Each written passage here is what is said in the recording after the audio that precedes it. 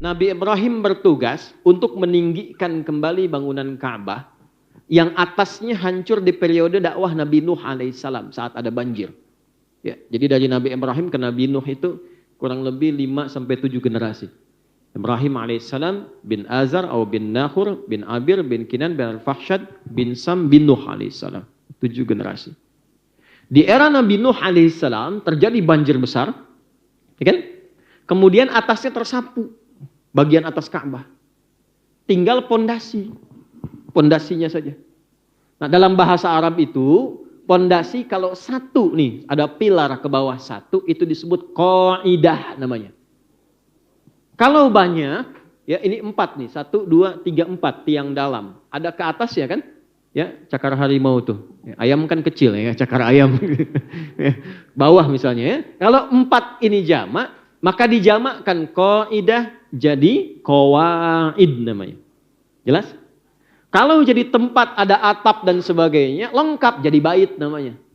Batunya hajar, ruangannya hujrah, sekatnya hijar, kalau lengkap semua jadi bait namanya. Karena itu ini disebut Baitullah lengkap. Ka'bah itu lengkap asalnya. Ya, jadi Adam turun, Ka'bah sudah ada. Ali Imran ya, di ayat ke-96 sampai 97, inna awwala baitin wudi'a lin-nasi alladzi bi Bakkah mubarakah. Rumah pertama yang Allah bangunkan, Allah perintahkan malaikat bangunkan satu tempat untuk pusat ibadah kiblatnya, yaitu Ka'bah. Jadi bukan manusia yang bangun, dibangunkan untuk jadi sentral ibadah. Adam turun, Ka'bah sudah ada. Ya. Jadi Ka'bah sudah ada, antum belum ada tuh. Sentralnya sudah ada.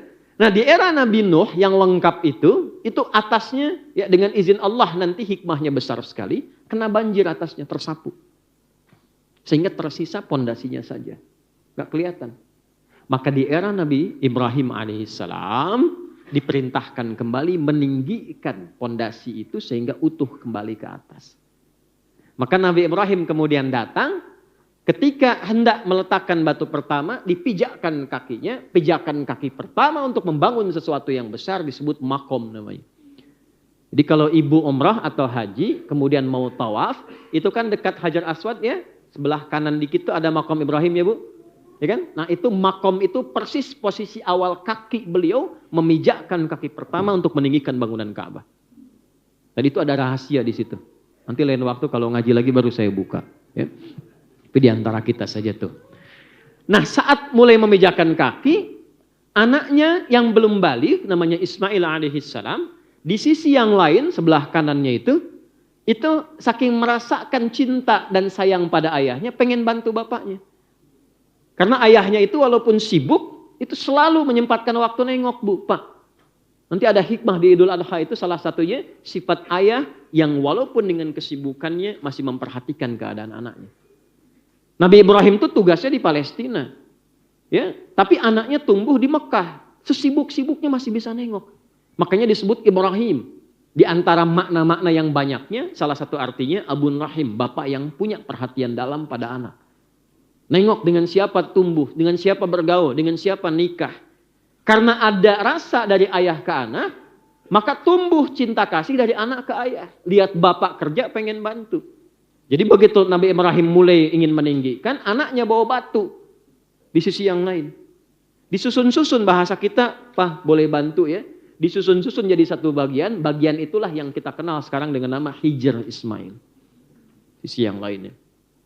Nah singkatnya ketika keduanya sudah selesai meninggikan itu, maka berdoalah keduanya di samping Ka'bah.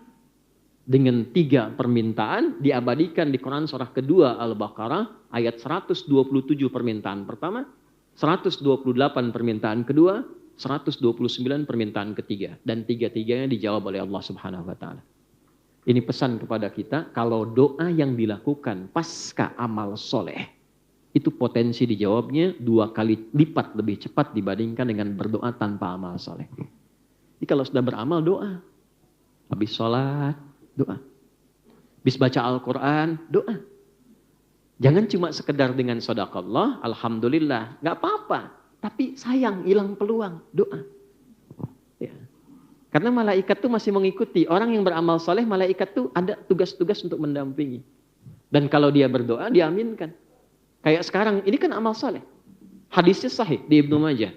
Dari Abu Darda radhiyallahu ta'ala anhu. Man salaka tariqan yaltamisu fihi ilma sahalallahu lahu tariqan ilal jannah. Wa innal malaikata la tadau ajnihataha ridan li talibil ilmi.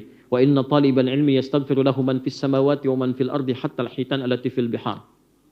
Jika ada siapapun melangkahkan kakinya dengan niat tulus untuk belajar, walaupun satu ayat, satu hadis, setiap derap langkahnya dari tempat dia menetap sampai ke tempat belajar, itu diperintahkan oleh Allah kepada malaikat, catat setiap langkahnya dan balas itu untuk meringankan langkahnya saat hisab ke surganya.